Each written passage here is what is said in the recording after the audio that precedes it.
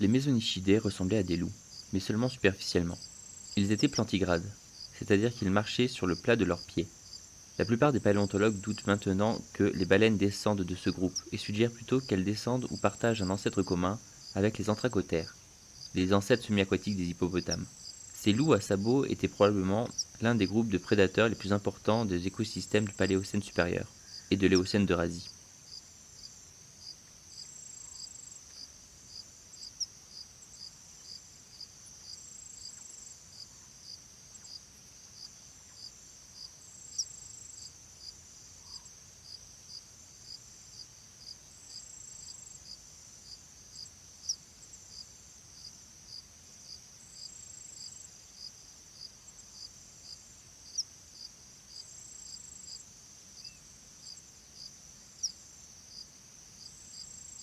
D'abord classés dans le clade Mesonychia, des études plus récentes ont montré qu'Androsarchus était plus proche des entélodontes.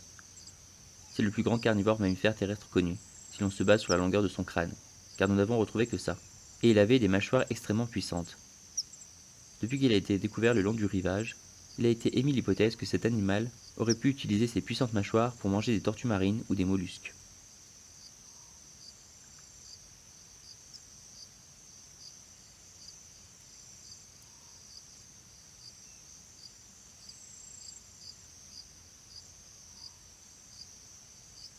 Et le Mérix avait de petites défenses qu'il utilisait pour déraciner les plantes et des incisives en forme de cuillère idéales pour arracher des plantes aquatiques. Il avait probablement des habitudes similaires à celles des hippopotames modernes, auxquels il aurait pu être apparenté. La nature des sédiments dans laquelle les Anthracotheridae sont fossilisés implique qu'ils étaient amphibies, ce qui soutient l'opinion basée sur des preuves anatomiques qu'ils étaient des ancêtres des hippopotames.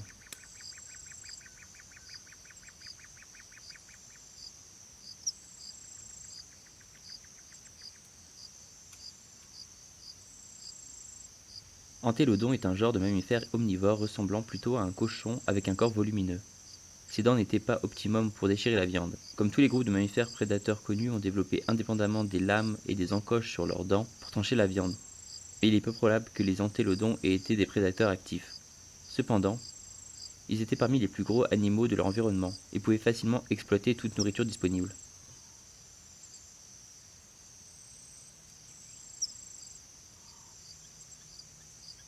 Taéodon est le plus grand entélodonte connu. Il avait une large distribution à travers les États-Unis. Mais ces fossiles sont rares, ce qui suggère qu'ils étaient ni des animaux sociaux, ni particulièrement attirés par la charogne. Ils vivaient dans un environnement de plaine inondable, avec des saisons humides et sèches. Ils se différencient des autres entélodontes par une sorte de caractère dentaire unique, qui peuvent indiquer qu'ils auraient pu chasser de petites proies.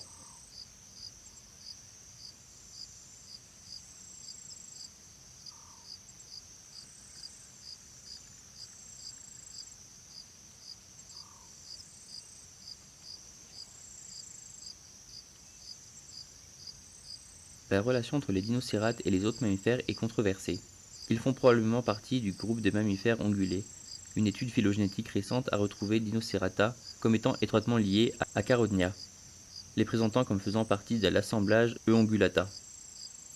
Gobiatherium n'avait pas de cornes ou même de défense en forme de croc. Au lieu de cela, il avait des pommettes élargies et un museau presque sphérique.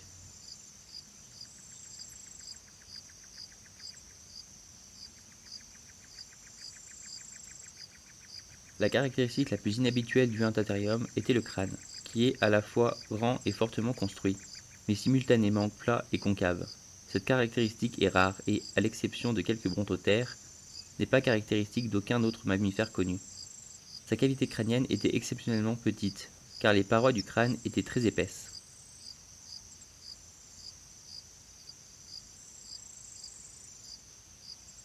Polypotherium était légèrement plus grand qu'un lapin, et aurait été habile pour creuser et aurait probablement repris les terriers d'autres animaux.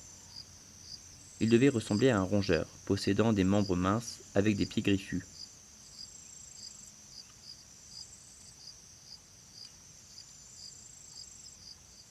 Homalodotherium était partiellement bipède, étant capable d'abattre des branches d'arbres avec ses bras tout en se dressant sur ses pattes arrière. En raison de la nature isolée de l'Amérique du Sud, de nombreux dentongulés ont évolué de manière convergente vers des formes qui ressemblent à celles d'autres mammifères qui occupent les mêmes niches écologiques sur d'autres continents. Contrairement à ses parents, Rhinchippus n'avait pas de grande défense.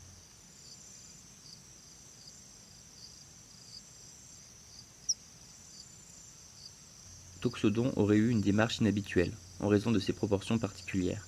Il a peut-être galopé pour échapper aux prédateurs, mais comme un rhinocéros, il comptait probablement davantage sur sa taille pour se protéger. Il faisait partie des plus grands et des derniers membres de son groupe, et était probablement le mammifère sud-américain à grands sabots le plus commun de son époque.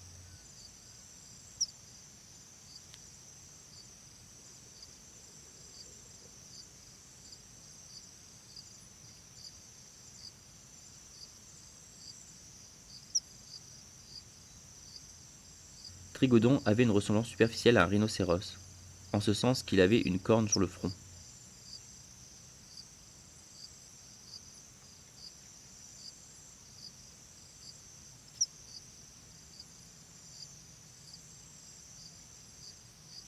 Diadiaphorus ressemblait étroitement aux premiers chevaux, mais contrairement à eux, les os de ses membres n'étaient pas fusionnés. Son crâne était court et avait une cavité cérébrale relativement grande. À en juger par ses molaires basses, il mangeait la végétation molle comme des feuilles. Toatherium était le plus petit représentant de l'ordre Leptoptera. À en juger par ses longues jambes, c'était un coureur rapide. Il avait des orteils remarquablement réduits et il ne lui restait qu'un seul sabot, tout comme les chevaux.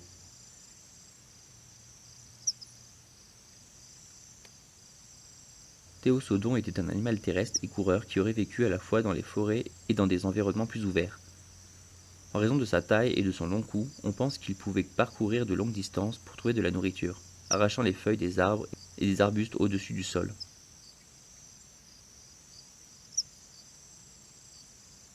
Macrauchenia devait être un curieux mélange entre un chameau et un cheval.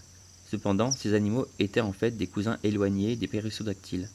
On ne sait pas pourquoi cet animal a disparu. Certains paléontologues ont affirmé que Macrauchenia a peut-être été chassé jusqu'à l'extinction par les premiers chasseurs humains. D'autres suggèrent que l'afflux du grand carnivore dans la région a conduit à sa disparition. Beaucoup d'illustrations le représentent avec une petite trompe, mais cette représentation est de plus en plus controversée. Son crâne a un aspect assez déroutant qui ne facilite pas le travail des paléontologues.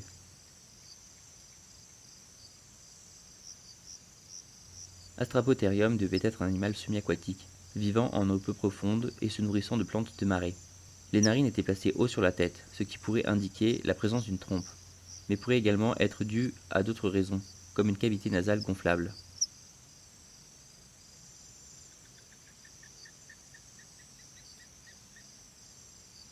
Pyrrhotherium a été nommé ainsi parce que ce sont les premiers spécimens extraits d'un ancien gisement de cendres volcaniques, possible descendant sud-américain des xénongulés, même si l'étude complète du tarse de Pyrrhotherium ne permet pas d'étayer cette relation.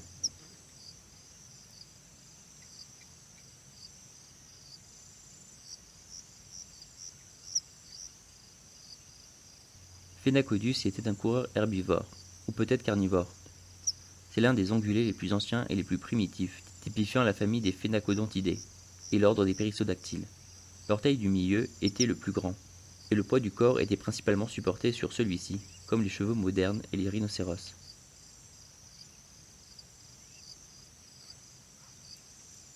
Le zèbre de Grévy vit dans des plaines semi-arides où il se nourrit de graminées et de légumineuses. Il peut survivre jusqu'à 5 jours sans eau.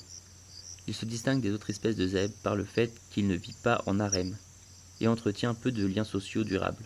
Ce zèbre est considéré comme en voie de disparition. Sa population est passée de 15 000 à 3 000 depuis les années 70.